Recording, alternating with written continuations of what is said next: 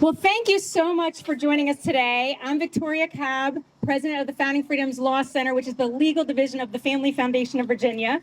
We are here in Loudoun County because two boys are being punished, not for violence, not for sexual harassment, but for simply asking a question and speaking the truth. Their privacy was violated. They asked why. They are now being punished for opposing the violation of their own privacy. They simply acknowledge the reality that boys and girls are different. For that, the school district now seeks to punish them and bully them into silence and submission. In the story of the Emperor's New Clothes, as a hoodwinked emperor boldly marches through his empire in the imaginary robes designed by rascal charlatans, almost everybody plays along. Some out of loyalty to the regime, others out of fear for repercussions. It wasn't until one boy, I imagine, similar age to the three boys in this story, decided to ask the obvious question that everyone must have been thinking. Then others began to join in. Just like the boy in the story, we have three boys in ours. In the absence of those to speak up and protect them and their privacy, they spoke up themselves. And now they face the wrath of a humiliated administration having to defend their insane policies, which deny biological differences, destroy privacy, and demand adherence to their ideological insanity. Loudoun County has taken Title IX, meant to protect students, and twisted it into a weapon. They have chosen ideology over safety. They have chosen power over parents. They have chosen punishment over protection. The facts are simple. A female student recorded boys in a locker room. The boys objected. They spoke up. Instead of protecting them, the school turned on them. The message is unmistakable. Speak the truth, and you'll be silenced. Question the administration, and you'll be punished. Refuse insanity, and you'll be made an example. Loudoun County has failed again and again. It failed to protect a girl from sexual assault. It failed to protect boys from the invasion of privacy. And now it fails to protect the truth itself. But these children are not alone. These parents are not alone. And with the Founding Freedoms Law Center and all who have shown up today, they will not be abandoned. We will never stop fighting for these boys. We will take whatever course the law allows us to, whatever necessary. We will clear their names. We will protect their futures. We will fight until justice is done. With us here today are some special guests that are going to also join in their support.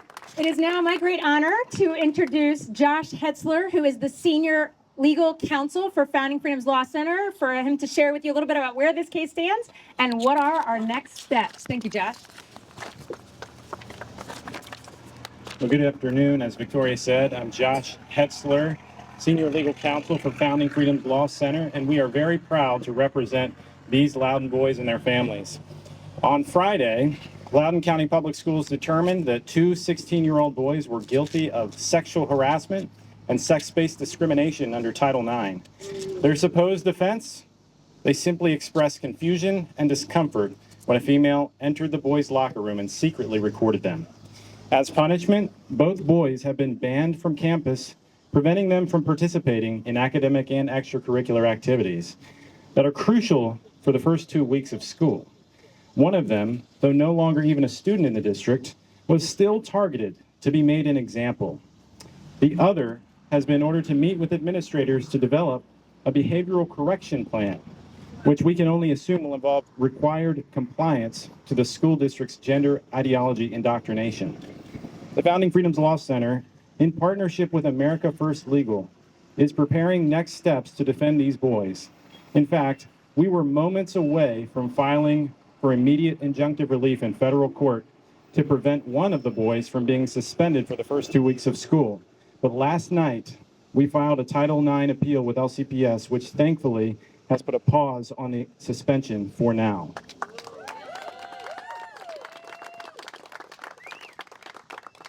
If LCPS fails again to do the right thing, we will have no choice but to pursue swift legal action in the coming days. Aside from the obvious free speech violations and the gross misapplication of Title IX, we are also deeply troubled by the discriminatory nature of LCPS's actions, as evidenced by the fact that while a student of the Muslim faith, was charged with the same allegations, was rightly acquitted.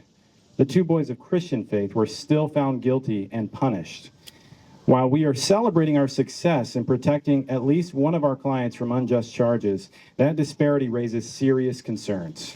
But the bottom line is, by making an example out of these boys and punishing them for simply complaining about a girl in their locker room, LCPS is showing open defiance of the U.S. Department of Education's Title IX compliance demands and a disregard of the boys' constitutional rights.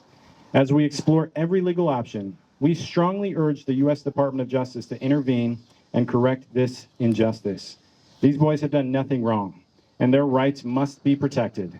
We intend to see that they are. Thank you.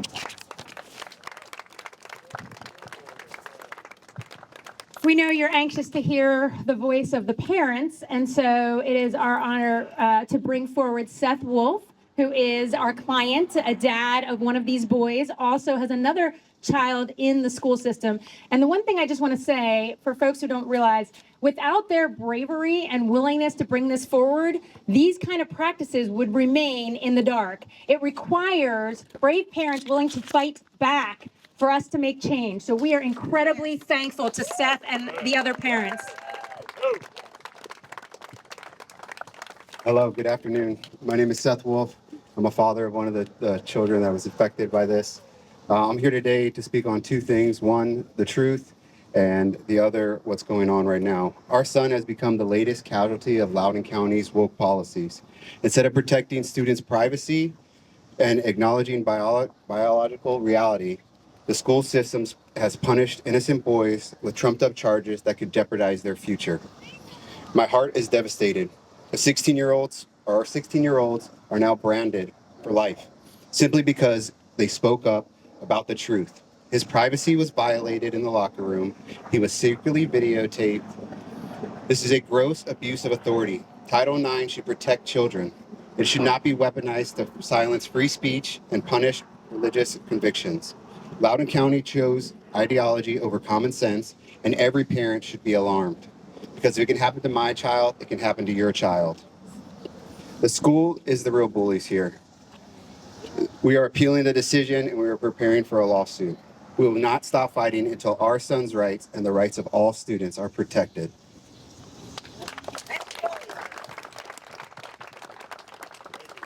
Mohammed Chair was unable to be here at the last moment. So next, I'd like to introduce Tamai Harding.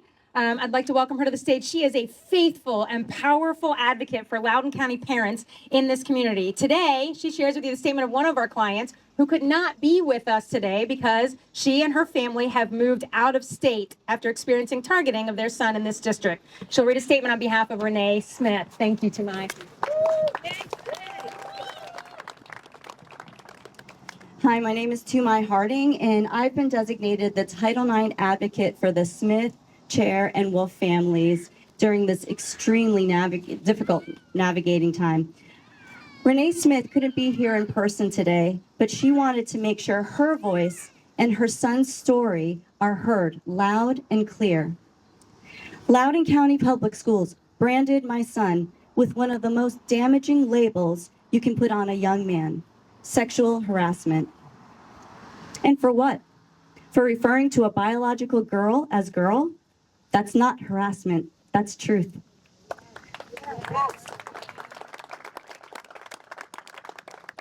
My son won't serve their suspension because we no longer live in Loudoun County, Virginia, but the damage is already done. That the false label will follow him, threatening his reputation and his mental and emotional well-being. Let's be clear, LCPS broke the law. They ignored Title IX, created this environment, and then scapegoated my son to cover their own failures. This lawsuit is bigger than one student. It's about every family who expects schools to follow the law instead of twisting it into a weapon against children. Title IX was meant to protect kids, not punish them for speaking the truth. We're here today because law matters and because the truth matters. These are Renee's words, and I'm honored to share them here with you today. Thank you.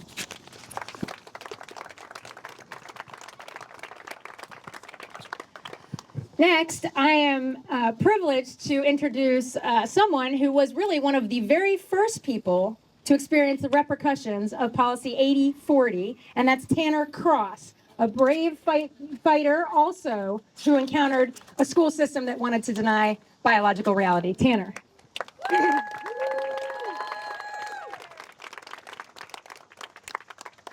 Thank you all for coming out here and just supporting truth. And I'm here to support Mr. Wolf and that other young man that was persecuted just for truth, just for believing that a young lady doesn't belong in the boys' locker room.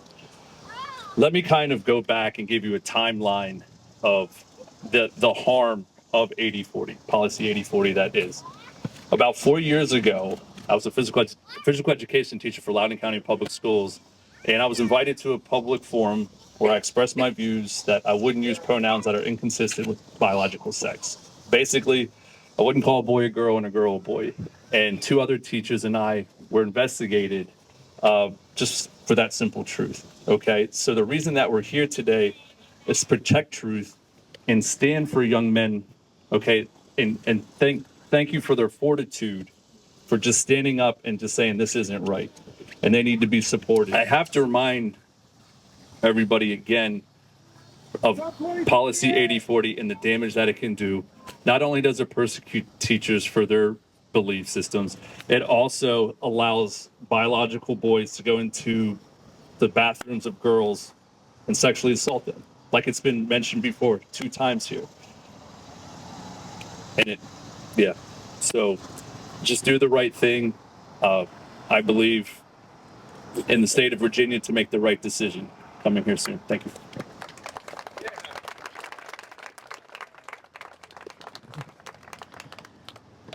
Although Loudoun County struggles under some leadership that has not supported parents, you do have a great leader that is trying to support parents, and that's your local delegate, Delegate Gary Higgins. I'm excited to bring to the podium Delegate Gary Higgins, who represents the 30th District, House District in our General Assembly, and that is Loudoun and part of northern Fauquier County. So you have a fighter trying his very best to fix this at the state level. Thank you so much, Gary, for your leadership.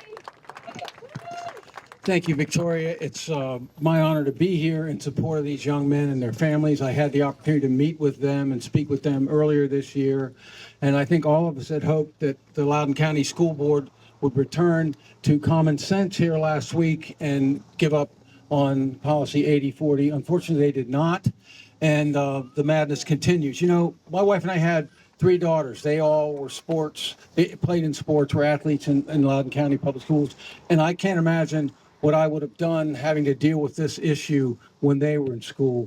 And then this business with a young lady in a male locker room. You know, I can remember being an adolescent. I can remember being 14 and 15 years old. I was a late bloomer, and I can't imagine anything more embarrassing or terrifying as an adolescent young man than having men or ladies in the men's locker room. It's completely nonsensical. And the last thing I'll say, these things are terrible, and yet we have a school board that, in order to cling to this crazy policy, is willing to walk away from as much as $100 million federal dollars. And it's just irresponsible. And they're getting backed up, I understand, by at least some members of the Board of Supervisors. This is financially irresponsible. I served on this school board for 4 years. We fought and scratched for every penny, and we didn't have the slack in the system to be able to eat $50 or $100 million. Something needs to be done. And what Winsome Sears said a couple minutes ago is what needs to be done. We need to change 4 seats on the school board. 4 of them are up for election this fall. Find out who the ones that agree with you are, talk to them, and vote them into office, because until that happens, we're going to have to continue to suffer with this madness. Thank you for being here, and thank you for the opportunity to talk with you for a minute.